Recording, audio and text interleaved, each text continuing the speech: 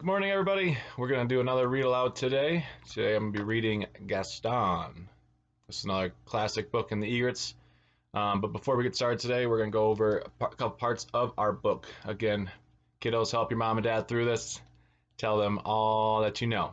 Remember, we're going to look at these top words up here. These are called our title. Remember, this whole front page is called the cover. And we have the back cover. We also have our spine.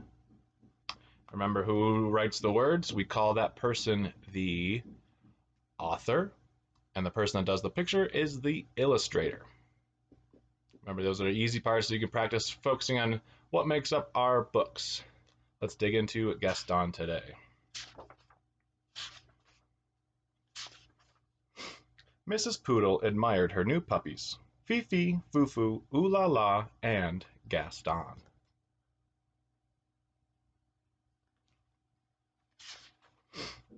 Would you like to see them again? Fifi, Fufu, Ooh La La, and Gaston. Perfectly precious, aren't they? Mrs. Poodle thought so too. The puppies grew, as puppies do.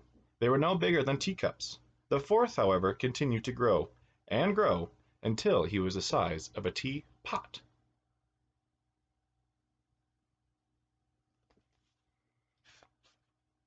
Mrs. Poodle took pride in teaching her puppies how to be proper pooches. They were taught to sip, never slobber. Good, well done, very nice. Nice try. They were taught to yip, never yap. Yip, yip, yip, ruff.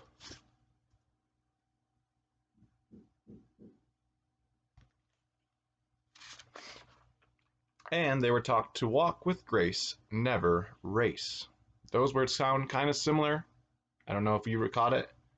And they were taught to walk with grace, never race. Tip-toe, tippy-toe. Whoa!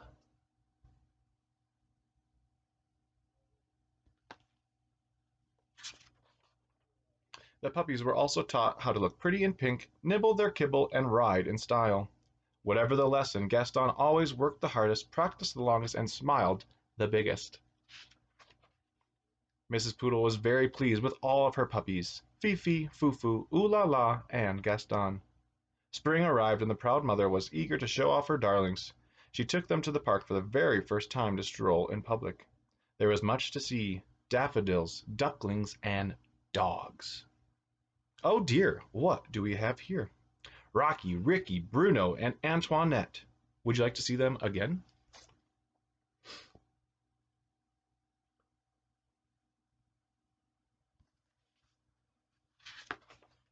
Rocky, Ricky, Bruno, and Antoinette.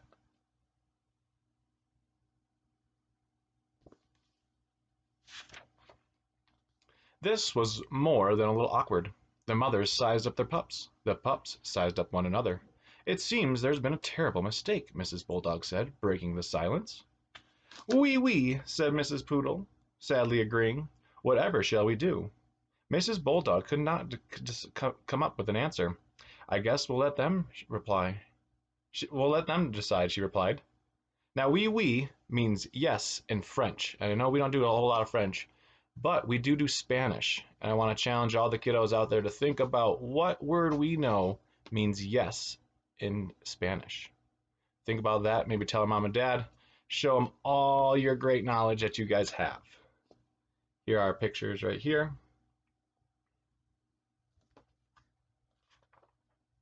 Gaston and Antoinette were young, but even they could see that there had been a mix-up.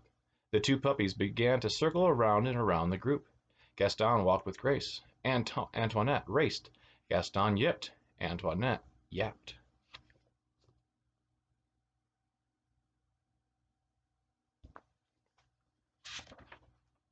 And when they finally came to stop, the puppies had traded places. There, that looked right. It just didn't feel right.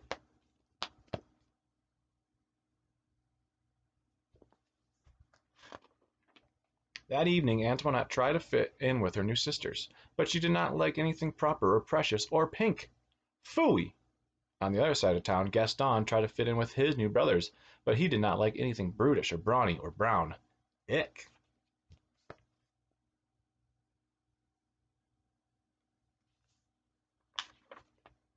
Antoinette and Gaston weren't the only ones who were having a hard time adjusting.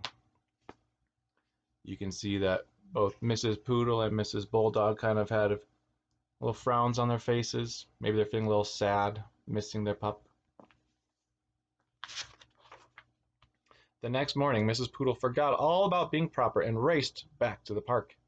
Mrs. Bulldog was already there waiting with her burly brood.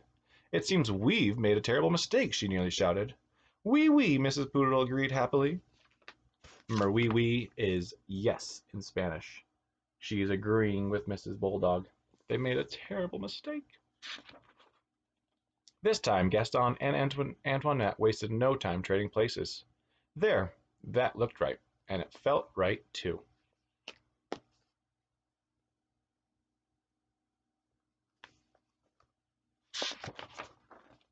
From that day forward, the families met in the park every afternoon to play. Rocky, Ricky, Bruna, and Antoinette taught the poodle puppies a thing or two about being tough. Likewise, Fifi, Fufu, Ooh La La, and Gaston taught the bulldog puppies a thing or two about being tender.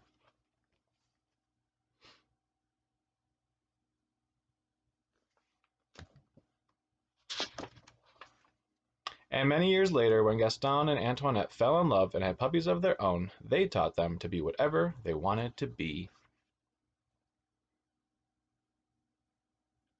Here's Gaston and Antoinette all grown up into big doggies. And that is the end. Hope you guys enjoyed Gaston. Remember, you can always practice different parts of the book. Ask your kiddo who writes the words and who draws the pictures. They can tell you hopefully where we start a reading. Going across the page using your finger as a visual is very helpful also. Have a great day.